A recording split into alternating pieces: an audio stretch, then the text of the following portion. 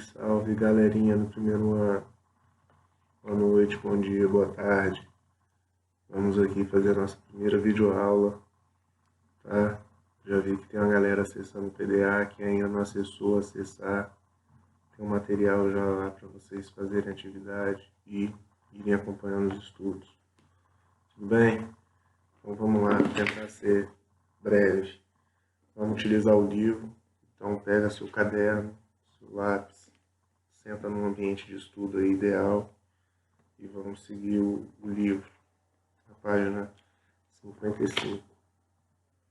Tá? Vamos falar de projeção cartográfica. O que seria projeção cartográfica? Antes é importante a gente saber a diferença entre o globo e o planisfério. Tá? Como o próprio nome está falando, planisfério seria a esfera no plano. Ah, professor, mas o globo é uma esfera? Não, não é uma esfera perfeita como ela está representada no globo. Né? O formato da Terra mais próximo se chama geóide, que é achatada nos polos, abaulada na linha do Equador e com a superfície irregular, não é lisa assim, né? Tem montanhas, planícies, depressões. Tudo bem? Então, quando a gente vai falar de projeção, o que o nome projeção traz à mente? Né? Você vai projetar uma imagem num plano. Então, como que foi feito isso entre os cartógrafos? Esse foi um grande desafio. Tá? Primeira coisa que a gente tem que saber é o que toda projeção vai apresentar uma deformação, uma deformidade. Então, a primeira coisa que a gente tem que saber, qual é mais próximo da realidade, o globo ou o plano? Tá? O mapa mundi, tem um mapa mundi lá atrás. Qual que é o mais próximo da realidade, o globo ou o plano? O globo. Tá? Isso tem que ficar claro para a gente. O globo tem distorção também? O globo não apresenta distorções propriamente ditas. O globo é uma Terra, é o planeta Terra em miniatura. Então, ele é mais próximo da realidade do que o mapa. Tá? Ah, professor, mas por que você não utiliza o globo nas aulas? Qual a diferença? Qual a vantagem do mapa? Né? Olha lá a imagem lá atrás e olha aqui na frente, planeta Terra. Vocês estão vendo o que aqui no globo? Vocês estão vendo o continente africano. Né? Vocês não estão vendo a Austrália, a Oceania, a China. Por quê? Porque o globo não permite a gente ver a Terra toda de uma vez só. O globo teria que ficar girando. Né? O globo teria que ficar girando. Ah, professor, o globo está de cabeça para baixo. Isso é outro assunto que a gente vai falar mais para frente. Não está de cabeça para baixo, o espaço não tem referência, isso foi uma opção. E como a gente está acostumado a ver uma opção na hora de representar a Terra, né? E como a gente desde criança está acostumado a vê-lo dessa forma, quando a gente vê assim, a gente pensa que está errado. Mais para frente a gente vai falar sobre isso. Então vamos dar início aí às projeções cartográficas. O que é importante a gente saber? Que são 3 tipos de projeção cartográfica, que estão representadas aqui no livro de vocês. Tá? Que é a projeção cilíndrica, a projeção plana e a projeção cônica. Os próprios nomes já dá para a gente pegar muita informação, né? Cilíndrica, a gente está vendo a Terra ser envolvida por um papel, né, no formato de um cilindro. A plana, o papel está plano, também chamada de azimutal. E a projeção cônica, a Terra sendo envolvida por um cone. Então, professor, são só esses 3 tipos? Esses são os 3 tipos principais de projeção, mas não os únicos. Existem inúmeras formas de tentativa de representar a Terra no plano. Cada uma vai ter uma característica e seus prós e contras, ou vantagens, né, e desvantagens. Cada uma prioriza uma finalidade. E aí é outra informação importante que a gente tem que ter antes de falar de cada uma. Tá? Que seria o que? Existem 3 características das projeções que elas vão priorizar, né? Seja a forma, a distância ou a área dos continentes. Então, a projeção que conserva a forma dos continentes, mantém próxima da realidade, é considerada uma projeção de tipo conforme, da mesma forma. Né? Fulano vai fazer o almoço conforme sua mãe falou, da mesma forma que sua mãe falou. Então, a projeção de tipo conforme, ela vai preservar, tem uma preocupação maior em preservar a forma, e não se atém tanto à questão das distâncias e das áreas dos continentes, que são mais distorcidas nesse tipo de projeção. A segunda é a projeção que prioriza a área dos continentes. Essa é uma projeção chamada de equivalente. Né? Os continentes estão no tamanho real, são preservados o seu tamanho, a proporção real, correto? E ignora os outros fatores aí, que seria a forma e a distância. E por último, a gente tem a projeção de tipo equidistante. Equi significa igualdade, distante, distância. Então, tem a fidelidade às distâncias. Né? Então, preserva a distância no mapa e ignora as outras características, forma e área. Tudo bem? Vamos para os tipos de projeção aí, tentar ser breve. Tá? Projeção cilíndrica. Está aqui o globo. O que eles pensaram? Envolver a Terra num cilindro.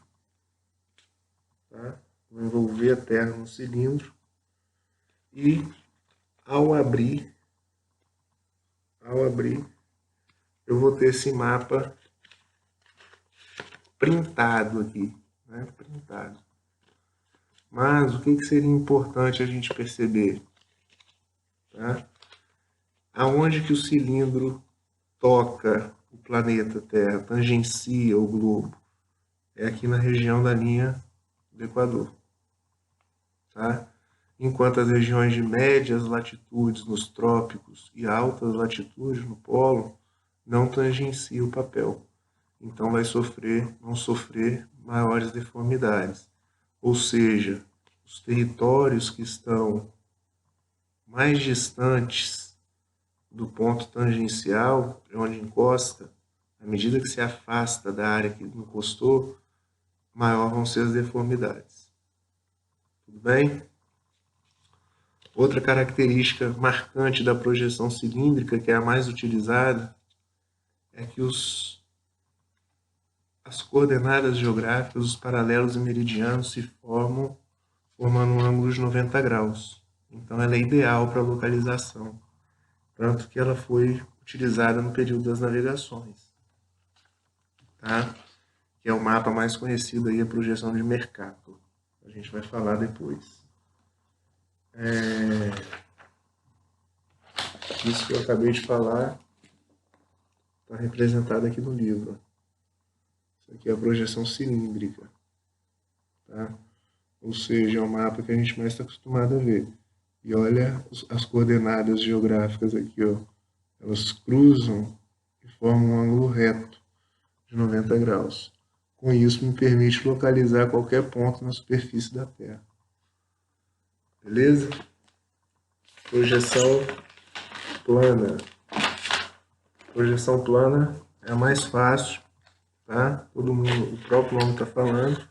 É quando você encosta uma parte da Terra no plano. Né? Vou fazer o exemplo que está no livro aí, que é o hemisfério sul. Então, o centro do mapa vai ser a área que tangencia, no caso a Antártica. E tudo vai ficar ao redor. Né? Eu estou abrindo a Terra aqui em cima. Imagina que eu estou abrindo ela. Correto? Como que vão ficar os paralelos e meridianos? Qual vai ser a disposição deles? Olha aí na imagem. Radial. Os paralelos formam, os paralelos meridianos, eles se cruzam na forma de círculos. Tudo bem? Olha quem está no centro, Antártica. Esse continente aí sofreu menos deformação. À medida que eu me afasto, sofre maiores deformações. Tudo bem? É possível representar a Terra toda com ele? É. Um exemplo clássico aí é o mapa da ONU. Tá? Só que o centro foi o Polo Norte, por uma questão ideológica. E, por último, a projeção cônica. Tá? Vamos ver se eu consigo fazer com cônica. Olhinho.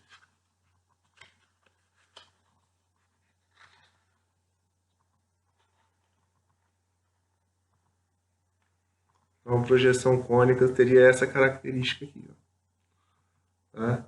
Primeira característica da projeção cônica, ela não pega a Terra toda, ela pega só um hemisfério. Ela é ideal para mapear um hemisfério, ou o hemisfério norte, ou o hemisfério sul. Está representado aqui o sul. Tudo bem? Mas poderia ser o norte.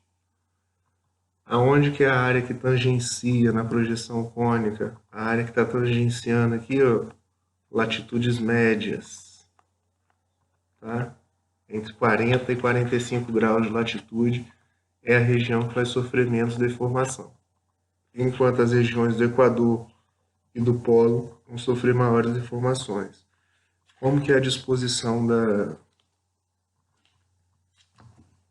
coordenadas geográficas na projeção cônica? Está aí no livro. Tá? Parece uma teia de aranha. Característica: os meridianos vão se convergir para o polo. Tá? No caso aqui foi representado o Polo Norte ou o Polo Sul. Polo Sul. Tá? Beleza? O Polo Sul aqui embaixo, né? O hemisfério sul, na verdade, eu quis dizer. Avançando, ele traz aqui outras formas de projeção, né? Primeira forma da Terra, tá?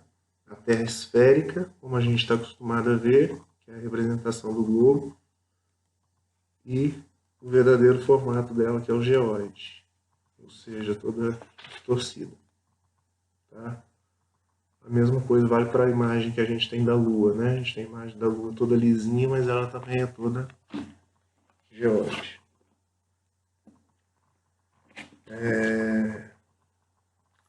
Dentre as projeções outras que ele traz aqui, vocês podem dar uma olhada aí mais a título de curiosidade, mas as mais importantes são aquelas três. E o que é importante a gente chamar a atenção aqui é sobre a projeção de Mercator, que está representada aqui no mapa, na página 57, tá? Que é o mapa que a gente mais utiliza. Foi feito em 1542, se eu não me engano, ou seja, no período das grandes navegações. Mercator era de origem europeia, então por isso a Europa está aqui no centro do mundo. Ah, poderia ser outro país? Poderia. Né? Isso é uma questão de representação, foi uma escolha de quem representou. E é uma projeção cilíndrica, então os países que estão aqui na linha do Equador sofreram menos deformação, enquanto os países do norte estão maiores do que realmente são. A Groenlândia, por exemplo, está 6 vezes maior do que realmente é. A Antártica, olha o tamanho da Antártica. Enquanto a gente viu na projeção plana, né, que foi pontual, olha o tamanho da Antártica. E se a gente olhar no globo, olha o tamanho da Antártica. Né? Já aqui dá a impressão que ela é o maior continente do mundo. Tudo bem? Em contraponto à projeção de Mercator, que é do tipo conforme, ou seja, a preocupação de Mercator não era a área dos continentes. Ele fez um período de navegação onde o importante era o quê? A forma dos continentes, né? Conhecer a forma para navegar pela costa dos continentes. Tá? Então a distorção dos continentes para ele não era significativa. E beneficiou eles, né? A Europa ficou maior do que realmente é, os países ditos do norte. E por último, a projeção de Peters, que é da década de 70, agora bem mais recente, mas é do tipo equivalente. O que é isso? Ela preserva a área dos continentes. Então, olha só como seria o tamanho real dos continentes. A Antártica está também grande, porque é uma projeção do tipo cilíndrica. Tá? Então, ela, como está no extremo do planeta, né, a projeção cilíndrica preserva mais as baixas latitudes. Tudo bem? Então é isso. Por fim, aqui tem um exemplo do mapa da ONU, que eu tinha comentado. Que tipo de projeção é essa? Cilíndrica, cônica ou azimutal ou plana? Acertou quem falou plana ou azimutal. E o ponto que tangencia aqui é o Polo Norte. E todo o restante está ao redor. Imagina que abriu o mundo.